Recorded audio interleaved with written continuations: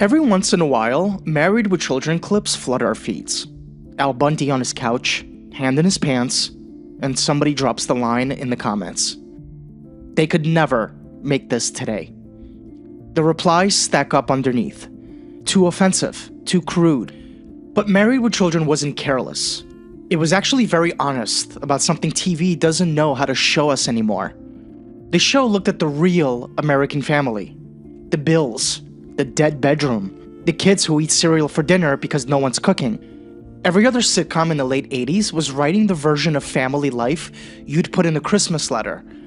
This show wrote the version you'd mutter in your car on your way home after Thanksgiving dinner. Al and Peggy's marriage wasn't cleaned up to satisfy a certain audience group. It kept all of it in plain view for 11 seasons. And that honesty, that's Married with Children. When you think Married with Children, the same images come back immediately. Al on the couch with that dead-eye stare at nothing, still bragging about scoring 4 touchdowns in one game at Polk High. Peggy in spandex, red hair piled up, eating bonbons. Kelly wearing an outfit that would get her sent home from school. And Bud constantly scheming different ways to get laid. That theme song, Sinatra's Love and Marriage, playing under a slow aerial of Chicago, like a real estate commercial for hell. We watched this when our parents weren't paying attention. It felt like Contraband. It felt like a sitcom that parodied all other sitcoms. And it did. Married with Children was an anti-sitcom, designed from the pitch meeting on as the structural opposite of everything the Cosby Show and Family Ties were selling. The Bundys did not learn. The Bundys did not grow. Al got humiliated. Peggy stayed lazy. Kelly stayed loud. Bud stayed desperate. Like a washing machine for misery that never actually cleaned anything. The show took the American family sitcom, a machine for moral improvement since the Eisenhower administration, and turned it into a machine that converted disappointment into comedy without ever converting it into wisdom. Marriage isn't the payoff. Work isn't the cure. The Bundys live in the gap between what sitcoms promised and what life actually gave them. The Bundys lived in a house in Chicago. Al sold women's shoes at the mall. His wife Peggy was a homemaker, but the home was mostly left to make itself. This was a household where one person earned the money, one person spent it, and both of them acted like the other one owed them an apology. Their daughter Kelly treated dating the way Al treated football memories, except her stats were current. Their son Bud was bookish, horny, and losing every scheme to get a girlfriend. Every week that glimmer of something better failed them, or they failed it, or both. The pilot makes the deal immediately. No one in this house is getting out. The Bundys start every episode underwater. The comedy comes from watching the show find a new way to keep them there. Here's what the show looked like from the inside. Al comes home from the shoe store. He melts onto the couch. The family circles him. Peggy wants money he doesn't have. Kelly wants the car he can't fix. Bud wants acknowledgement from a man who ran out of it sometime around 1978. The dog is the only one in the house with reasonable expectations. Peggy's laziness looks like a character flaw on paper, but watch the show as an adult and you start to see the chess. She controls the household by refusing to participate in it. She doesn't cook, she doesn't clean, she doesn't work. Peggy figured out the one loophole in the traditional marriage contract. If you stop doing the job entirely, you don't get fired, you just become management. Kelly and Bud are running 2 different escape strategies from the same dead-end inheritance. Kelly uses her looks, Bud uses his brain. Both strategies fail every week because the show's universe doesn't care which tool you pick. A Bundy with a plan is still a Bundy. Kelly at least seems to enjoy the ride. Bud keeps a scorecard. And Marcy next door, the neighbor who did everything right, got the degree, got the career, got the house, followed every rule the American middle class ever posted on a refrigerator, and she spends every episode proving that the correct version of life doesn't make you happy either. It just makes you resentful. No one in this ecosystem is winning. That's the point. The comedy comes from watching them keep trying in a world that has already decided none of it matters. Every sitcom has ugliness in it. Selfishness, lust, meanness, pride. That's the raw material of comedy. The question is what the show does with the ugliness by the time the episode ends. The standard sitcom instinct in shows like Full House, Growing Pains, and The Cosby Show was to take the mess and turn it into a lesson. You did something wrong, you got caught, you sat on the edge of the bed with someone who loved you and learned. Music came up. Audiences went, ah, family restored. American sitcoms in the 1980s were running a 22-minute therapy session with a laugh track and a hug at the end, and somehow we all agreed this was a realistic portrayal of family life. Married with Children refused the whole system. Al insults a customer in Act 1 and comes back just as sour in Act 3. Peggy takes a shot at Al, then takes another. Kelly makes the same mistake again with a different haircut. Bud fails, gets humiliated, and comes back even thirstier the next week. Nothing is building towards growth. Nothing is becoming better. The ugliness wasn't building towards a breakthrough. The ugliness was everyday life. And we laughed at Al because we recognized Al. The uncle who never shut up about his high school football career. The father who came home exhausted and had nothing left for his wife. The marriage held together by habit, debt, and the horror of starting over. The show didn't ask us to be noble about what we were laughing at. Some of those laughs were recognition, some were cruelty, some were relief. Thank God that's him on the couch and not me. The show served the scene and didn't care which laugh you brought. Consider the couch. Not a specific episode, the couch itself. Al sits on it in the same position in almost every scene inside the Bundy living room. Hand down the waistband, slumped, staring at the television or at nothing. Peggy is around complaining while the kids pass through the frame on their way to somewhere else. Al is alone on the furniture that in every other sitcom of that era would be the warm center of the home. The couch where the Seavers gathered. The couch where Danny Tanner had a talk with his daughters. The couch where Cliff Huxtable told a story. In the Bundy's house, the couch is a post, a guard tower. Al sits there because the bedroom is worse, and the kitchen has Peggy in it, and the garage is cold. He sits there because there's nowhere in his life left to go. The image looks simple, but it says everything. Ed O'Neill held that pose for 11 seasons because Al Bundy has nowhere else to put himself. The couch isn't a refuge, it's a dead end. So here's where the could never make this today conversation usually stalls out. People blame sensitivity, people blame political correctness, people blame Gen Z. And while all of that is true, it's only partially true. The change is deeper and more interesting. What's shifted is how we watch. We've learned to strip mine a show for clips, run the clips outside the episode, and elevate a joke without the scene it sits inside.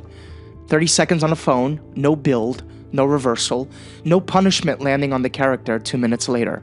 Just the ugly line, decontextualized, waiting to be graded. When you watch comedy that way, every joke becomes a position statement. Is it endorsed? Is Al the hero? What does this tell me about the writers?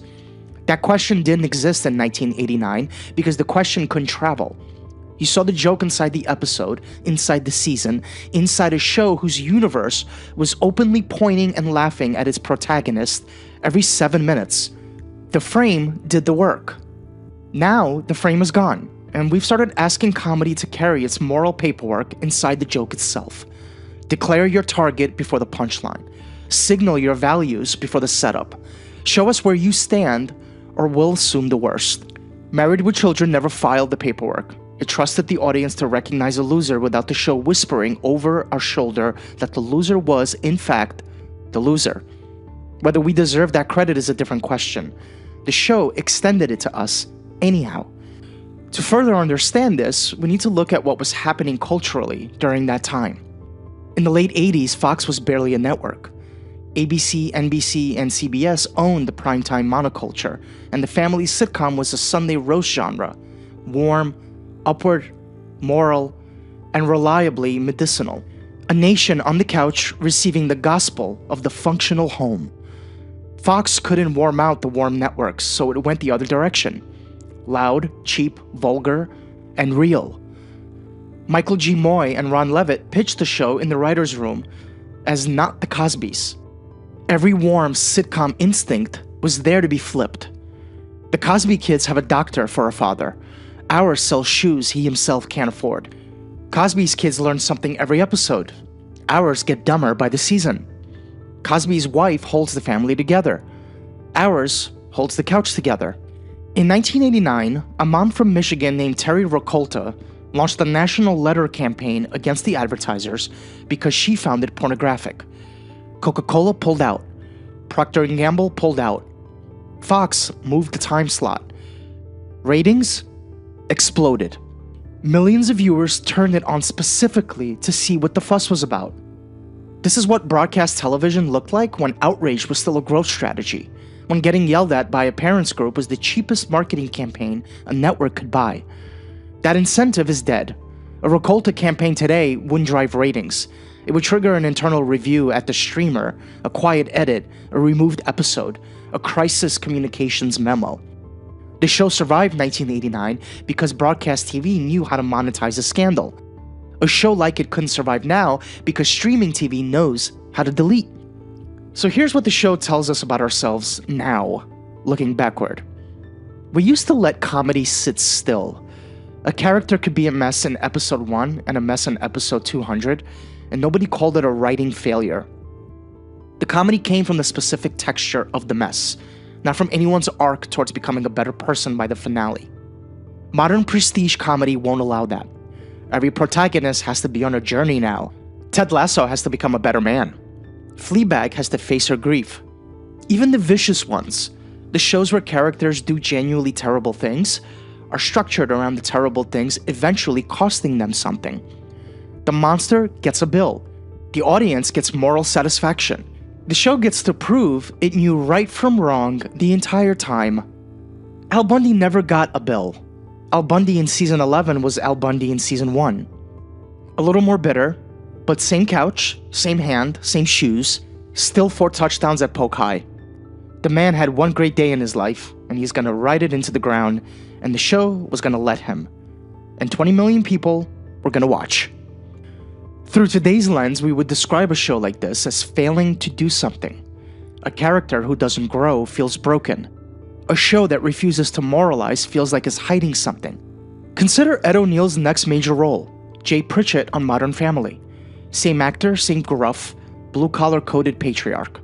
But now he's rich, beautiful younger wife, emotional arcs where he learns to love his gay son, his stepson, his grandchildren. Jay Pritchett is Al Bundy after the culture sent him to rehab and gave him a house in Brentwood. Same guy, better zip code, moral homework completed. And consider It's Always Sunny, a show that inherited the Married with Children DNA almost cleanly. It survives, but it survives on cable, in a niche, with an audience self-selected for tolerance of the immoral frame. Married with Children at its peak was pulling 25 million viewers on a network that half the country couldn't even receive clearly. That scale of mainstream appetite for unredeemed ugliness does not exist anymore. The immoral sitcom didn't die, it just got pushed into a smaller room and told to keep it down. Clips of the show still circulate today. TikTok, YouTube, Reels, and we watch. Part of it is nostalgia, part of it is the cheap thrill of Contraband. But the deeper reason the clips travel is that they expose something the internet can't get enough of. Old television being accidentally honest about things new television has learned to hide. A fat joke at the shoe store isn't just a fat joke anymore. It's an artifact from a universe where a sitcom character could be cruel on camera, and the show didn't cut to a confessional where he explains what he learned. That missing apology is the thing that makes the clip feel electric. The silence where the explanation should be is the whole attraction. An Al Bundy clip is a 40-second vacation from the current argument about what comedy is allowed to do. The relief is real, even for viewers who wouldn't actually want to live in that world full-time. We don't want the show back, we want the feeling back. That's why the clips spread, not because we missed the jokes, but because we missed the posture. Sitting down in front of a television show without pre-negotiating the terms of our laughter. Al on the couch, hand in the waistband. Dead eyes. A line about his wife's cooking that hasn't aged well and hasn't stopped working. 15 million views. Comments full of people pretending to be scandalized and pretending to be nostalgic, usually at the same time. The show's still doing its job, making us uncomfortable on purpose. So here's the real reframe. Married with Children didn't fail modern culture. We stopped being able to sit in the room with it. The show didn't become impossible. The audience did. That's not an indictment. Cultures shift for reasons. The demand for moral legibility in modern comedy came out of real frustrations. Cruelty dressed up as edge. Comedians using just joking as a shield. Decades of jokes lazier and meaner than they pretended to be. The accountability wasn't invented out of nothing, but something got lost in the trade. What got lost was our permission to see ugly things clearly without the show reassuring us that it saw them the same way we did. What got lost was Al on the couch. The show put them on screen. We laughed, sometimes for the right reasons, and sometimes not. And the show didn't stop to sort which was which. That was the whole point. That's what we're mourning when we post the clips. Not the jokes. The deal. Adult, unsentimental, no hand-holding is what we keep reaching for when we pull up another 40-second fragment on our phones. If you grew up with these shows, but you're watching them differently now, subscribe to Millennial Rewind. This is where we go back into the TV we loved as kids and pull apart what was really going on underneath. Thank you for watching, and until next time, please take care of yourself.